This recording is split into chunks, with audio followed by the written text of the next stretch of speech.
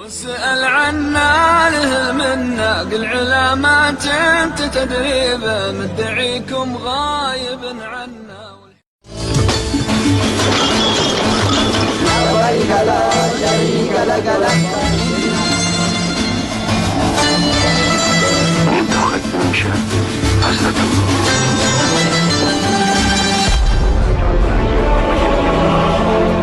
Namanya selalu disebut siapapun yang tengah mencari kebenaran ataupun belajar agama dari nabinya. Ia menginspirasi banyak orang sebagai sosok yang mengedepankan karya hidupnya. Ia telah mampu menggabungkan antara ilmu dan perilaku sebagai satu rangkaian yang tak terpisahkan, sehingga menghasilkan karya besar yang pernah dikenal dalam sejarah ilmu pengetahuan Islam. Dialah Imam Bukhari.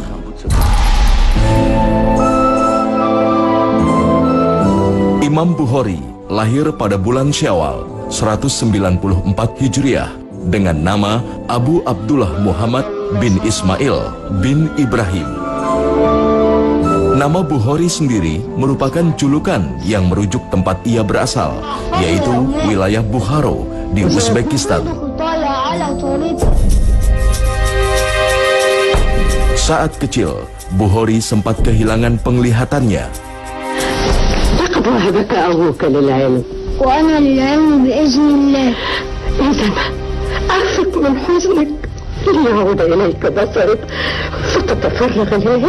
لقد فقدت البصر فقط يا أم. أريدك بصيرا. وهل للعبد إرادة متفردة؟ بل أدعو ربي أسأله سبحانه أن يعيد إليك صلاح البصر.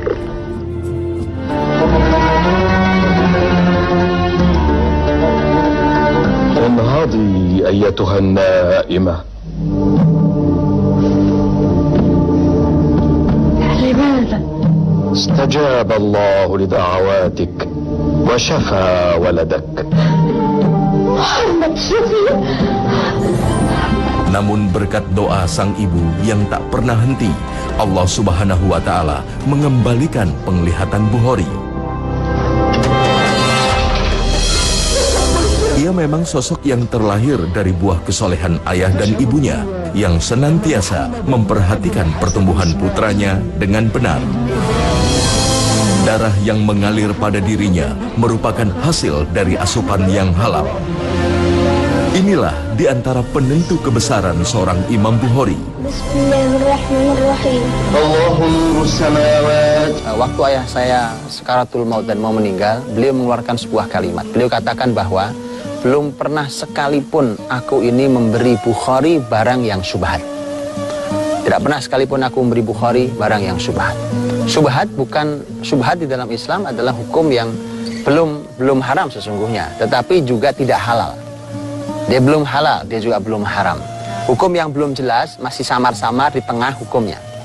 Dan ini pelajaran pertama buat kita dari seorang Bukhari. Melahirkan orang secerdas Bukhari, sejenius Bukhari, sesoleh Bukhari. Mana mungkin bisa melahirkan orang seperti dia, kecuali dengan rezeki yang benar-benar dijamin halal. Maka para ayah, para pencari rezeki di rumah, perhatikan ini bahwa rezeki banyak yang Anda bawa pulang ke rumah. Tetapi syubhat atau bahkan haram hanya akan menyusahkan Anda di saat tua karena Anda tidak akan bisa melahirkan anak-anak yang diharapkan. Kecerdasan dan kejernihan pikirannya sudah tampak sejak usia sekolah dasar. Di usia yang masih dini itu, ia telah menghafal Al-Quran dan memiliki kecenderungan yang tinggi terhadap ilmu pengetahuan.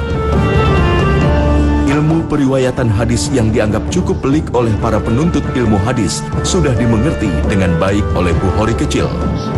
Di bidang ini, Bukhari lebih unggul dari teman-teman sebayanya, bahkan melampaui gurunya sendiri. Dan Al-Bukhari suatu hari mengoreksi gurunya. Karena gurunya suatu saat menyampaikan sebuah riwayat hadis dari Sufyan bin Uyainah, dari Abu Zubair, dari Ibrahim An-Nakhai. Kemudian Al-Bukhari yang masih kecil saat itu berkata, wahai guru, Abu Zubair tidak pernah mendengar dari Ibrahim An-Nakhai. Kemudian sempat Bukhari yang memang masih kecil itu oleh gurunya sempat dimarahi. Tapi kemudian Bukhari dengan tenang mengatakan lebih baik guru mengecek kembali kepada buku guru supaya dilihat kebenarannya. Begitu dilihat, gurunya membuka bukunya, maka kemudian gurunya kembali menemui Bukhari kecil dan gurunya berkata bahwa yang benar bagaimana nak? Bahwa kata Bukhari yang benar dia bukan Abu Zubair, dia adalah Zubair bin Adi dari Ibrahim An-Nakhai. Jadi ini adalah dua nama yang berbeda. Di saat itulah kemudian gurunya mengatakan sadaqta, engkau benar. Bukhari ketika menceritakan ini kepada orang yang bertanya itu bertanya lagi, berapa usiamu saat kau mengoreksi itu? Kata Bukhari 11 tahun. Jadi usia 11 tahun. Bahkan dia sudah mengetahui jalur periwayatan. Dia sudah tahu tentang sanad hadis Nabi SAW. Tahun 210 Hijriah, di usianya yang ke-16 tahun, Bukhari dan keluarganya meninggalkan kampung halaman di Bukhara menuju Tanah Suci Mekah untuk menunaikan ibadah haji.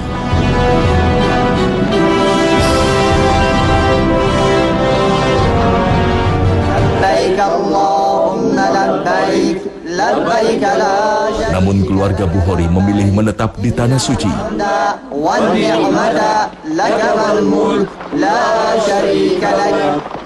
Inilah yang mengawali kebesaran Imam Bukhari.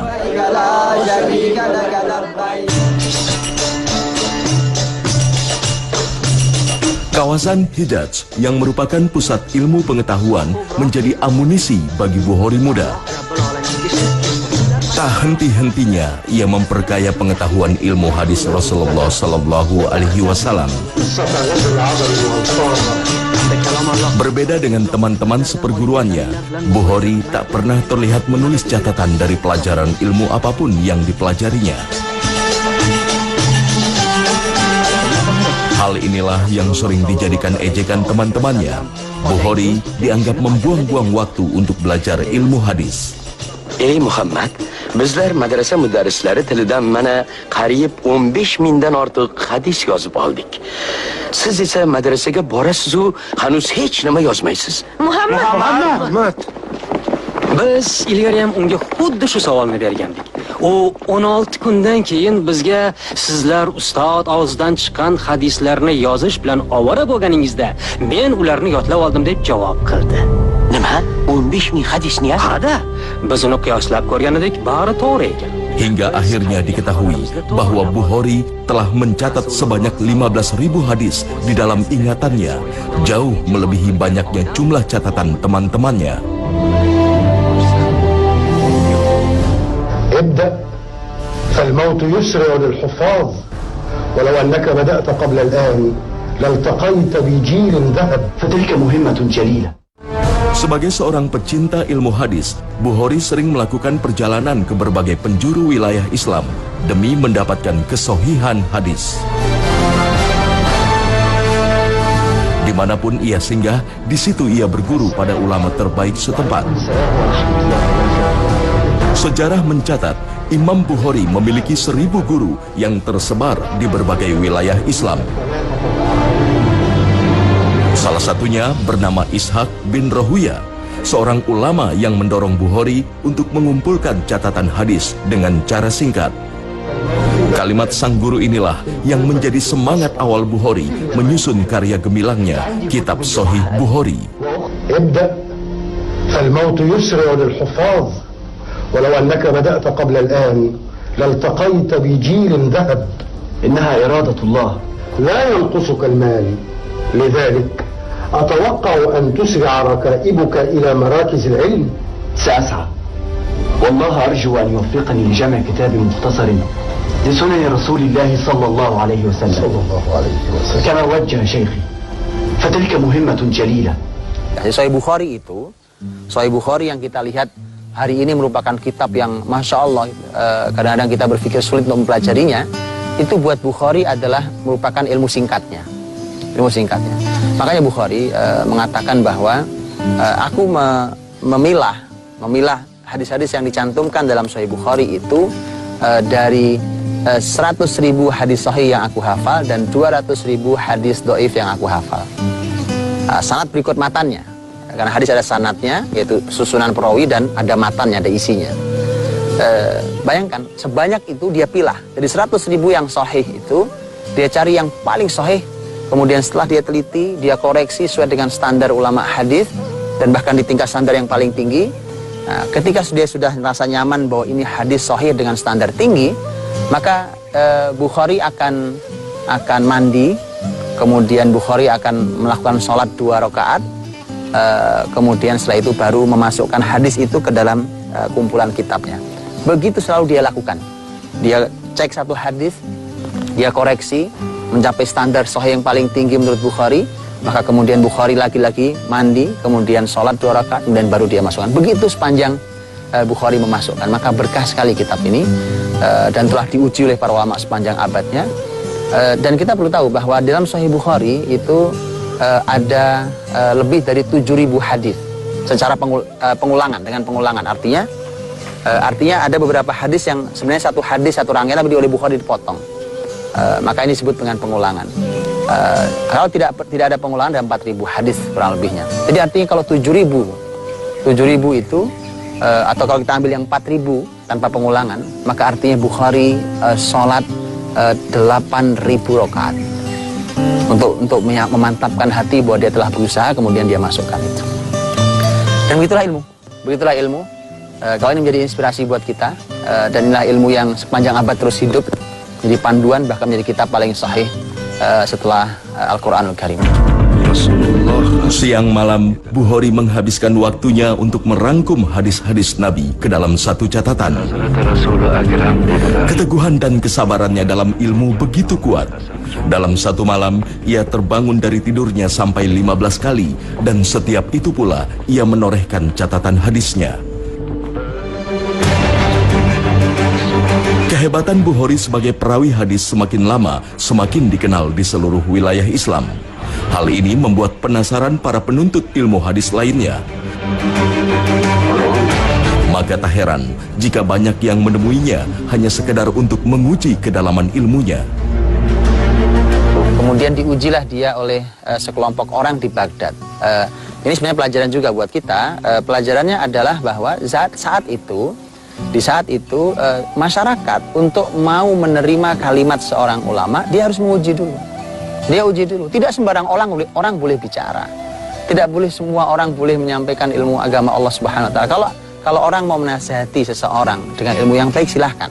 Tetapi untuk ilmu Islam, apalagi dalam ilmu yang sangat penting, berhubungan dengan ilmu yang kuat, berhubungan dengan halal dan haram, akidah, ibadah, tidak boleh sembarang orang bicara.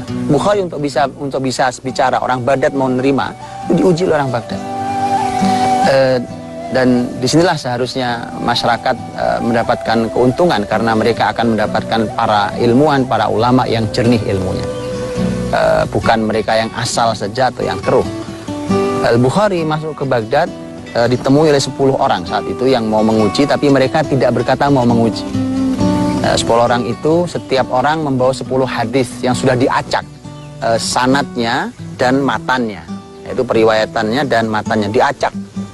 Sehingga ini bukan hadis yang dikenal Bukhari pasti. Orang pertama berkata bahwa aku punya hadis, tolong didengarkan. Dia sampaikan hadis pertama begini sanadnya, begini matannya. Hadis kedua, hadis ketiga, keempat sampai 10. Kemudian orang kedua, orang ketiga sampai orang ke-10 selesai 100 hadis. Setiap Bukhari mendengar hadis, Bukhari mengatakan saya tidak tahu itu hadis apa. Orang-orang saat itu mulai mengatakan, apakah Bukhari ini benar sebagai seorang ahli hadis? Kok dia serba tidak tahu?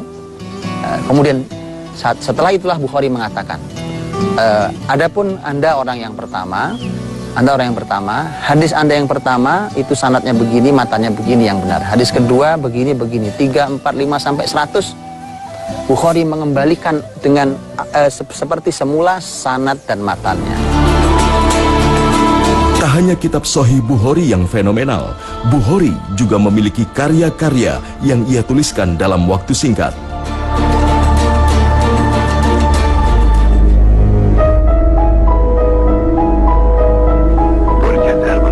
Namun hidup dalam kebaikan dan senantiasa menyebarkan pengetahuan tak lantas menjamin kehidupan Bukhari baik-baik saja.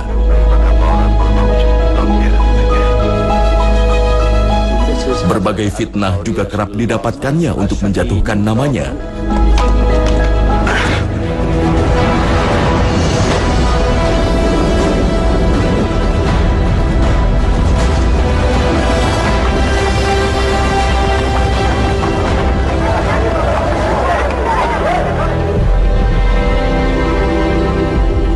Hingga menjelang akhir hidupnya, saat ia memutuskan untuk kembali ke tempat asalnya di Bukhara, fitnah masih saja mengikutinya.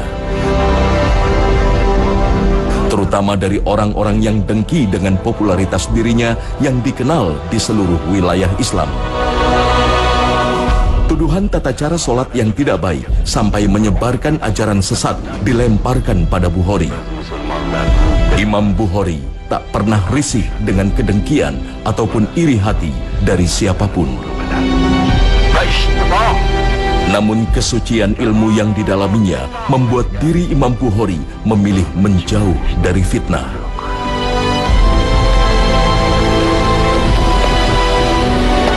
Ablaklar nafrete hamishe meni mahzun qilardi. Illa bugun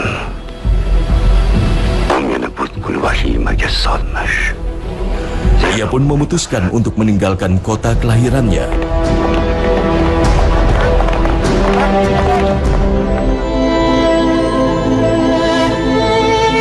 Di saat seperti itu, Imam Bukhari bermunajat kepada Allah Subhanahu wa Ta'ala agar diwafatkan.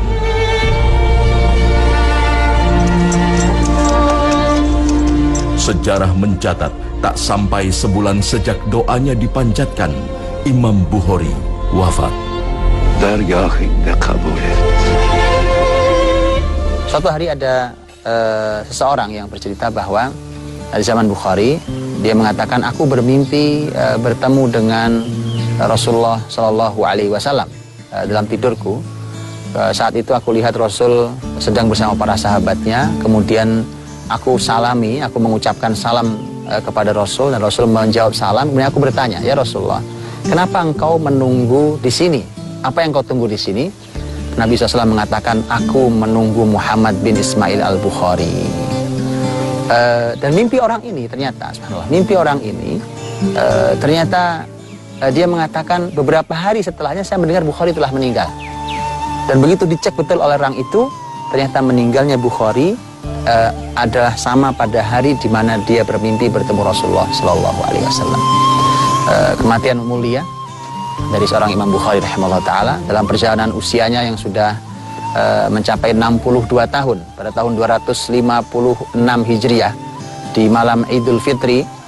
Imam Bukhari rahimahullah taala meninggal ba'da Isya, dan kemudian dimakamkan hari Idul Fitri, hari yang Masya Allah setelah 1 bulan penuh membersihkan dirinya sebagai seorang muslim dalam bulan Ramadan yang suci itu.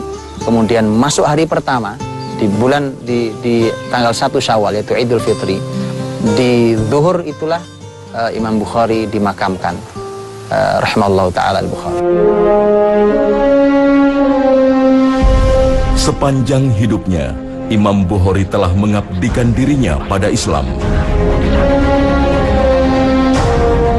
Ia meninggalkan karya besar Sahih Bukhari yang kemudian menjadi rujukan bagi kaum muslimin di seluruh dunia dalam memahami petuah-petuah Rasulullah Sallallahu Alaihi Wasallam.